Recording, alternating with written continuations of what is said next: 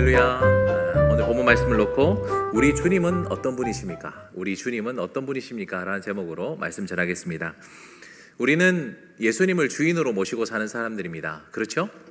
저와 여러분은 예수님을 주인으로, 주님으로 영접하고 살아가는 사람들입니다. 21세기 자유민주주의 국가를 살아가는 우리에게 이런 주인이라는 개념은 참 낯설기도 하고 불편하기도 한데요. 그럼에도 불구하고 우리가 예수님을 생각할 때 그분을 우리의 주인이시다라고 이렇게 분명한 위치를 잘 생각을 하고 이렇게 우리 예수님을 대해야 되겠습니다. 오늘 본문에서도 예수님께서는 자기 정체성을 들어서 주님이시다, 큐리오스시다라고 이렇게 말씀하고 계십니다. 3절 말씀 보시면 3절에 주께서 쓰시겠다 하라라고 이렇게 말씀하시면서 예수님께서 본인을 주라고, 큐리오스라고, 주인이라고 이렇게 말씀하고 계십니다. 이 자리에는 예전부터, 오래전부터 예수님을 주님으로 영접하신 분들도 있으시겠지만 가끔은 또 예수님을 주님까지는 아니고 참 좋으신 분, 좋은 선생님, 훌륭한 위인이나 또는 전능하신 어떤 신으로 생각하시는 분들도 계실 것입니다. 오늘 본문 속에서 많은 것을 살펴볼 수 있겠지만 우리 주님이 어떤 분이신지, 우리 예수님이 얼마나 좋으신 분이시고 멋지신 분인지 딱 3가지 본문만 시간 관계상 살펴보고 우리가 예수님을 참 모시길 잘했다, 역시 우리 주님은 내가 영접하고 주님으로 모실 만큼 정말 위대한 분이시구나, 많은 것을 깨닫고 또 그 주님을 순종하며 살아갈 수 있는 저와 여러분 되시기를 우리 주님의 이름으로 축원합니다. 우리 주님은 어떤 분이십니까? 첫 번째로 띄워주시죠. 만물의 주인이십니다. 한번 따라합시다. 만물의 주인. 오늘 2절과 3절 말씀을 보시면 좀 당황스러운 장면이 등장합니다. 예수님께서 제자들 둘을 불러다가 맞은편 마을로 보내십니다. 거기 가면 매여있는 나귀 새끼 한 마리를 만날 수 있을 것인데 그 나귀 새끼를 끌고 오라, 데려오라 라고 이렇게 말씀하십니다. 누가 물어보면 주께서 쓰시겠다라 라고 이렇게 말하면 이곳으로 즉시 올 것이다 라고 이렇게 말씀하고 계십니다. 예수님의 말씀에는 전혀 주저함이라든지 또는 염려가 보이지 않습니다. 오히려 예수님께서는 굉장히 구체적이고 분명하게 확신에 차서 명령을 하고 계시는 것이죠. 3절 하반절에도 보면 주께서 쓰시겠다라고 하면 그리하면 즉시 이리로 보내리라 라면서 주님은 미리 상황도 예측하고 계시는 모습을 볼 수 있습니다. 본문에는 기록되어 있지 않지만 이 말씀을 들었던 제자들은 상당히 당혹스러웠을 수도 있을 것 같습니다. 예수님, 지금 남의 집 나귀를 데리고 오라는 말씀이십니까? 라고 이렇게 생각할 수도 있고, 아무도 태우지 않고 메우던 이 귀한 나귀를 순순히 내주겠습니까? 라는 그런 별별 염려들이 찾아왔을 수 있습니다. 그러나 우리 주님은 너무나도 분명하게 그 나귀는 주님께서 쓰실 것이다, 그 나귀는 주님의 것이다 라고 이렇게 말씀하고 계십니다. 오늘 우리는 이 말씀을 통해서 먼저 우리 주님은 만물의 주인이시다, 온 세상 모든 것들의 주인이시다 라는 것을 깨닫고 예수님을 주님으로 모신 우리의 이 소유권에 대해서, 우리의 가지고 있는 이 소유에 대해서 다시 한번 점검해 볼 수 있는 시간 되었으면 좋겠습니다. 새해를 맞아 저와 여러분들은 많은 의욕으로 가득 차 있을지도 모르겠습니다. 이런저런 계획들도 세우시겠죠. 새해에는 더 건강해져야지, 더 시간을 알차게 써야지, 더 배우고 기술을 익히고 사업을 확정해야지, 자격증을 따야지, 또는 더 잘 준비해야지 라면서 여러 계획을 짜셨을 텐데 그 모든 계획의 목적이 혹시 무엇입니까? 혹시 우리의 계획의 모든 목적이 더 많이 가지려고 하는 것은 아닌가 한번 돌아봤으면 좋겠습니다. 우리 주님은 디모데전서 6장 8절에 어떤 마음을 보여주셨습니까? 너희가 먹을 것이 있고 입을 것이 있은즉 족한 줄로 알라 라고 이렇게 말씀하셨죠. 그런데 오늘 기도의 자리에 나온 저와 여러분들은 정말로 먹을 것과 입을 것이 있으니까 족하고 계십니까? 정말 먹을 게 없어서 입을 게 없어서 나오신 분은 한 분도 안 계신 것 같습니다. 오히려 좀 더 좋은 걸 먹고 싶고 좀 더 좋은 걸 입고 싶고 좀 더 많이 가지고 싶은 마음에 혹시 이 자리에 나와서 기도하러 나오시진 않았나 스스로를 한번 돌아보셨으면 좋겠습니다. 오늘 말씀을 통해 우리가 기억해야 될 첫 번째, 우리 주님은 만물의 주인이시라는 것을 꼭 기억했으면 좋겠습니다.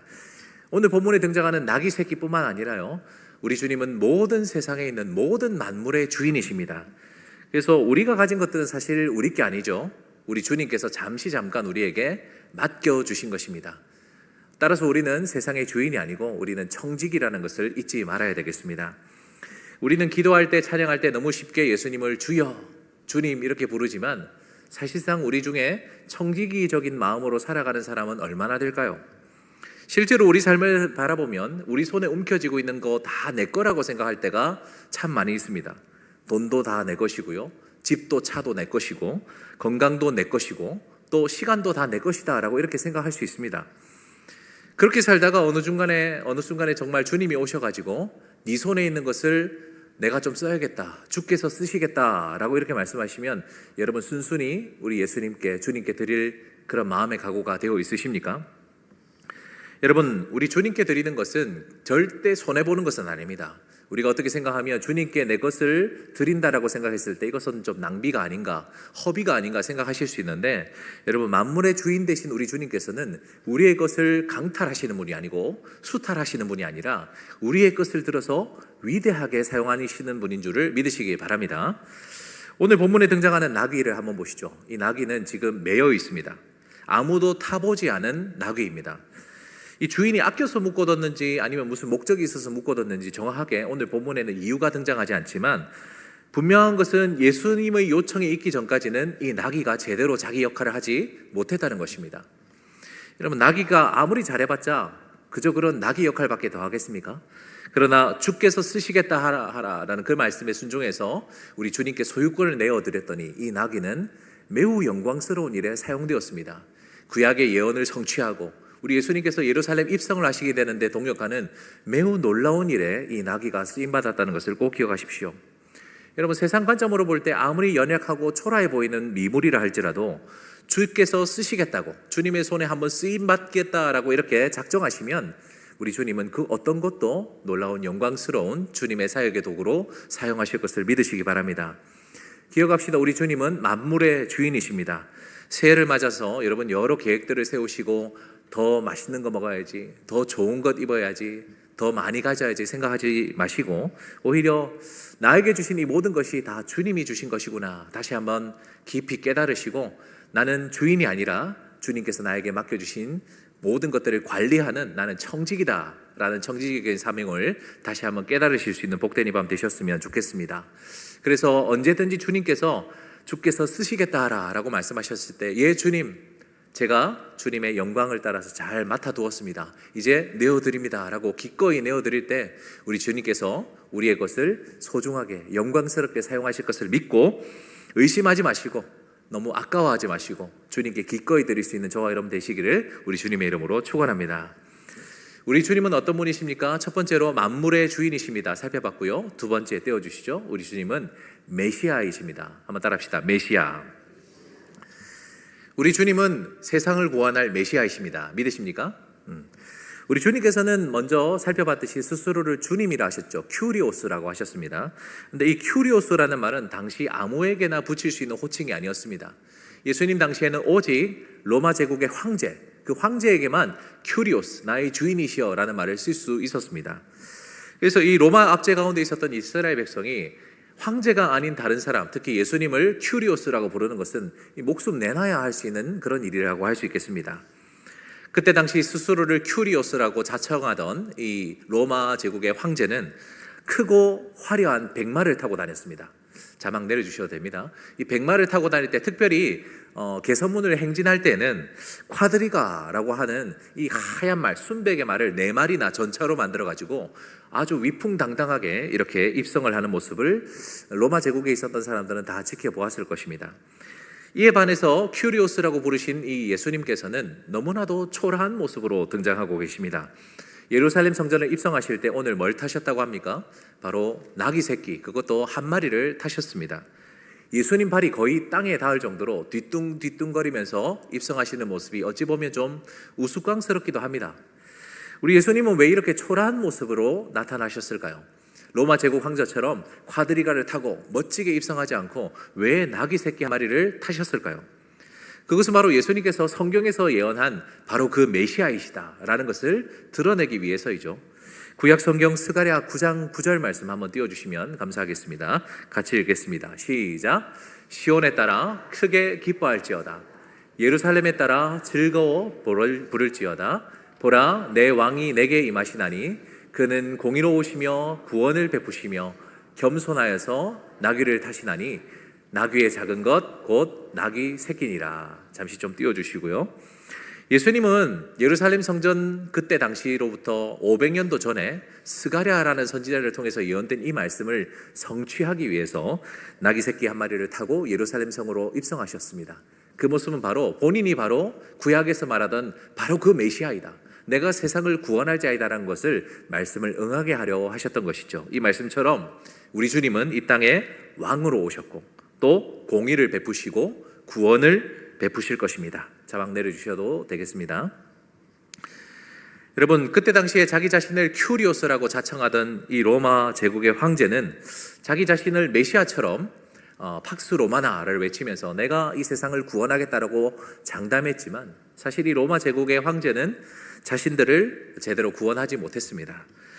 그는 자기 권력을 유지하는 데만 급급했을 뿐이고 이해관계가 있는 측근들만 배불리 먹였습니다. 그래서 대부분의 백성들은 오히려 수탈의 대상으로 삼고 괴롭히고 못살게 굴었죠. 하지만 나귀를 타고 오신 예수님은 어떻습니까? 그분은 구약 선지자가 예언한 이 메시아로서 온 세상을 구원하신 줄 믿으시기 바랍니다. 우리 주님은 이 땅의 어떤 왕들도 범접할 수 없는 King of Kings, 왕 중의 왕이시며 세상 끝날까지 함께 하시는 구약 성경에서 예언한 바로 그 메시아인 줄 믿으시기 바랍니다. 8절에서 10절까지 말씀 보시면 예수님을 맞이한 사람들의 이 군중들의 반응이 등장하고 있는데요. 예수님 가시는 길에 자기들이 입고 있던 겉옷을 깝니다. 그리고 들에서 벤 나뭇가지라고 되어 있는데 오늘 본문과 똑같은 내용을 담고 있는 요한복음 12장 말씀 보시면 종려나무 가지라고 되어 있습니다. 이 종려나무 가지를 예수님이 지나다니시는 그 길에 깔고 있습니다. 그리고 뭐라고 외쳤습니까? 바로 호산나라고 외쳤죠. 호산나라는 말의 뜻은 메시아여 우리를 구원하소서, 우리를 구원하소서란 그런 뜻입니다. 이 호산나라는 외침 속에는 예수님을 메시아로 맞이했다라는 그런 뜻이 담겨 있는 것이죠. 안타깝게도 그 자리에 있었던 많은 군중들은 이 예수님을 아주 개인적인 차원의 소망을 이루어질 그런 개인적인 메시아로 받아들였습니다. 하지만 우리 주님은 단순히 한 개인의 문제만 해결하실 분이 아니라 온 세상을 구원하실 메시아였는데 군중들은 그것을 제대로 인지하지 못했던 것이죠. 많은 백성들은 예수님께서 하루속히 이 지긋지긋한 로마 제국을 물리치시고 이 이스라엘을 다시 한번 회복시키실 정치적인 메시아를 기대했을지도 모르겠습니다. 또 로마 제국의 이 과도한 수탈로 말미암아서 먹고 살기 너무 힘들었던 이 백성들은 예수님이 떡 5개와 물고기 2마리로 수천 명, 수만 명을 먹이신 이 사건을 바라보면서 경제적 자유를 가져다 주실 메시아를 기대했을지도 모르겠습니다. 또는 아프고 병든 자들은 어떻습니까? 우리 주님께서는 장애를 고치시고 병을 낫게 하시고 죽은 자도 일으키신 그 모습을 보면서 우리를 치료하실 개인적인 의료사와 같은 그런 메시아를 기대했을지도 모르겠습니다. 하지만 우리 주님은 그들의 기대와 좀 다른 모습으로 보여주셨습니다.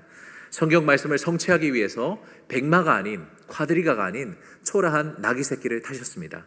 그리고 죄와 사망에 눌려있는 우리를 구원하시기 위해 그 고난의 십자가를 지시고 초라하게 비참하게 죽으시는 연약한 메시아의 모습을 보여주셨던 겁니다. 사랑하시는 성도 여러분, 우리는 어떤 메시아를 오늘 만나러 오셨습니까? 단순히 지금 내가 당장 해결하고 싶은, 더 많이 가지고 싶은, 더 확실하게 빨리 가지고 싶은 이 마음으로 우리 주님을 마치 비서처럼, 우리 주님을 마치 내 개인적인 문제의 해결사처럼 기대하고 나오시진 않으셨습니까? 우리가 붙들고 기도하는 이름 예수 그리스도는 우리의 메시아인 줄 믿으시기 바랍니다. 메시아란 말은 어려운 말이 아닙니다. 쉽게 말해서 우리의 죄와 죽음의 문제를 해결하셨다는 거죠. 예수님은 십자가를 통해 우리의 죄를 해결하셨습니다. 또한 우리 예수님은 부활하심으로 말미암아 죽음의 문제를 해결하셨죠. 우리를 죄와 사망 가운데서 십자가와 부활을 통해 구원해 주신, 온 세상을 구원하신 그 메시아, 그분이 우리 주님이심을 꼭 기억하셨으면 좋겠습니다. 오늘 이 저녁에 우리가 구해야 될 것은 개인적인 어떤 영달도 정욕도 아닙니다. 우리를 죄와 사망으로부터 구원해 주신 그 메시아를 만나러 오셨다는 것을 꼭 기억하시고 바른 것을 구하고 바르게 응답받을 수 있는 저와 여러분 되시기를 주님의 이름으로 축복합니다. 우리 주님은 어떤 분이십니까? 첫 번째로 만물의 주인이라 그랬습니다. 그래서 우리는 청지기라는 말씀을 드렸고요. 두 번째, 우리 주님은 메시아이십니다. 죄와 사망으로부터 온 세상을 구원하실 그분은 메시아이십니다. 마지막 띄워주십시오. 우리 예수님은 중심을 보시는 분이십니다. 한번 따라합시다. 중심을 보시는 분. 오늘 8절에서 10절 말씀 보시면 예수님께서 이제 입성을 하실 때 그 절정에 이르는 모습을 볼 수 있습니다. 똑같은 말씀을 담고 있는 요한복음 12장 말씀을 살펴보시면요, 바리새인들이 질투를 하죠. 온 세상이 그를 따르는도다 라고 이야기를 하면서 좀 과장법을 쓰면서 마치 온 세상이 우리 주님을 따르는 것처럼 열띤 환호와 응원을 이 많은 사람들이, 군중들이 예수님을 향해 보내주고 있는 모습을 볼 수 있습니다. 그런데 오늘 본문의 마지막 절인 11절 말씀을 보시면 이 뜨거운 분위기와는 상당히 대조적인 장면을 볼 수 있는데요, 방송시 11절 한번 띄워주시고 같이 한번 읽어보겠습니다. 시작. 예수께서 예루살렘에 이르러 성전에 들어가사 모든 것을 둘러보시고 때가 이미 저물매 12제자를 데리시고 베다니에 나가시니라. 예수님께서는 너무 무심하시리만큼 군중들의 이 환호에 대응하지 않으셨습니다. 자기를 지지해주고 환호해주는 이 사람들에게 한번 손을 흔들어 주실 법만 한데 그런 내용은 없습니다. 그들을 향해 미소로 화답해 주셨으면 좋겠는데 그런 모습도 없습니다. 오히려 성전에서 쭉 한번 둘러보시고 우리가 잘 모르는 베단이라는 곳으로 또 나가시는 모습이 오늘 본문의 마지막에 기록이 되어 있습니다. 내려주시면 되겠습니다. 방금 읽었던 말씀에서도 보듯이 우리 예수님께서는 쭉 한번 성전을 쭉 한번 둘러보시고는 나가셨습니다. 왜 그러셨을까요? 사실 여기서 둘러보신다는 말, 페리블레포라고 합니다. 이 페리블레포라는 말을 찾아보니까 그냥 단순히 구경하신다는 뜻이 아니었습니다. 그냥 쭉 한번 보신다는 말씀이 아니고 페리블레포, 영어로 survey, 조사한다라는 그런 뜻에 더 가까운 것을 볼 수 있습니다. 우리 주님께서는 마치 의사가 병자의 환부를 꼼꼼하게 이렇게 진찰을 하고 살펴보듯이, 그리고 또 수사관이 현장의 증거를 꼼꼼하게 샅샅이 살피듯이 우리 예수님은 이 성전을 대충 보지 않으시고 겉모습만 보지 않으시고 그 아주 본질적인 부분을 찬찬하게 아주 깊이 있게 세밀하게 감찰하셨다라고 이렇게 보실 수 있겠습니다. 왜 우리 주님은 성전을 이렇게 둘러보셨을까요? 궁금하시면 다음 주에 오시면 되겠습니다. 우리 다음 설교자에게 부담이 될까봐 제가 말을 못하겠네요. 자, 자세히 설명은 드리지 않겠지만 12절 뒤에 말씀 보시면은 예수님께서 성전을 깨끗하게 청결케 하시는, 회복케 하시는 그런 장면이 나오는데, 예수님은 이 위대한 성전 건물만, 외벽만 보지 않으시고 겉모습만 보지 않으시고 그 안이 얼마나 썩어 있는지, 그 안이 얼마나 추악하고 더러운지를 샅샅이 살펴보시고 나가신 것이다 라고 보시면 되겠습니다. 우리 주님은 헤롯이 자그마치 46년 동안이나 지었던 크고 웅장한 성전 건물에 크게 감명받지는 않으셨습니다. 오히려 오늘 본문에는 나오지 않지만 동일한 사건을 담고 있는 누가복음 19장 말씀 보시면 오히려 주님은 이 성전을 보시고 우셨다 그랬습니다. 성전을 보시면 눈물을 흘리셨다라고 이렇게 기록이 되어 있어요. 우리 주님은 겉모습을 보지 않으십니다. 우리 주님은 마지막으로 뭐라 그랬죠? 중심을 보시는 분이라 그랬습니다. 우리 주님은 군중들의 환호성에 일희일비하지 않으셨습니다. 성전의 화려함을 바라보지 않고 중심을 보시는 분이셨습니다. 우리가 잘 알고 있듯이 호산나라고 외치던 그 무리들은 며칠 지나지 않아서 어떻게 됐습니까? 예수를 십자가에 못 박아라 라면서 예수님을 저주하고 그렇게 선동당하던 군중으로 돌변하고 말았습니다. 온 세상 사람들이 이 예루살렘 성전을 멋있다고 그랬고 제자들도 경탄을 맞이 않았던 이 놀라운 이 헤롯 성전은 어떻게 됐습니까? 결국 AD 70년에 로마의 티투스 장군에 의해서 다 돌 위에 돌 하나도 당기지 않고 무너졌지 않습니까? 우리 주님은 겉모습을 보지 않고 중심을 보시는 분이십니다. 우리 주님은 지금도 우리의 중심을 페리블레포, 서베이, 조사하고 계시는 줄 꼭 기억하셨으면 좋겠습니다. 수요기도에 나오신 여러분의 모습 참 귀하신데요, 우리 주님은 우리가 지금 어떤 마음으로, 어떤 중심으로 여기서 찬양하시고 말씀 들으시고 기도하시는지를 다 페리블레포, 다 조사하고 계시는 줄 꼭 기억하셨으면 좋겠습니다. 혹시 우리의 예배가, 우리의 찬양이, 우리의 기도가 우리 주님이 보실 때에 중심이 온전하지 않다면 이것은 축복이 아니라 주님의 훈계의 대상이 될 수 있습니다. 다음 주에 좀 깊이 살펴보실 말씀이지만 주님의 몸된 성전인 우리를 보시면서 내 집은 만민이 기도하는 집이다 라면서 따가운 채찍을 맞기 전에 정신을 차리고 우리의 마음이 혹시 우리 주님이 보실 때에 그 중심이 온전한가, 우리 주님과 결이 같은가, 우리 주님의 마음에 흡족한가를 잘 돌아볼 수 있었으면 좋겠습니다. 주님께서 기뻐하시는 아름다운 성전으로 잘 구비되셔서 주님이 기뻐하시는 기도 올리다가 돌아가시는 저와 여러분 되기를 주님의 이름으로 축원합니다. 말씀을 정리하겠습니다. 오늘 우리가 모시는 주님이 어떤 분이신가 세 가지를 살펴봤는데요, 첫 번째로 우리 주님은 만물의 주인이셨습니다. 내게 있는 모든 것이 다 내 것이 아니라는 것을 꼭 기억하시는 새해 초가 되었으면 좋겠고, 우리 주님께서 맡겨주신 것 언제든지 주께서 쓰시겠다 하라 하면 아까워하지 말고, 염려하지 말고, 의심하지 말고 주님께서 영광스럽게 쓰실 것을 기대하며 기꺼이 내어놓을 수 있는 저와 여러분 되시기를 바랍니다. 두 번째로 우리 주님은 메시아라고 했습니다. 그분 단순히 나의 개인적인 문제만 해결해 주실 해결사 수준이 아니라 온 세상을 심판하시고 구원하실, 죄와 죽음으로부터 우리를 십자가 부활로 해결해 주신 우리 온 세상의 메시아이심을 꼭 기억하시길 바랍니다. 마지막 세 번째로 우리 주님은 어떤 분이십니까? 바로 중심을 보시는 분이라 그랬습니다. 화려한 겉모습이나 외식을 보지 않으신다 그랬습니다. 우리 주님은 샅샅이 우리의 마음을 서베이, 페리블레포 하시는 분입니다. 조사하시는 우리 주님 앞에서 부끄럽지 않도록 오늘 이 시간 말씀을 생각하며 함께 기도할 수 있었으면 좋겠습니다.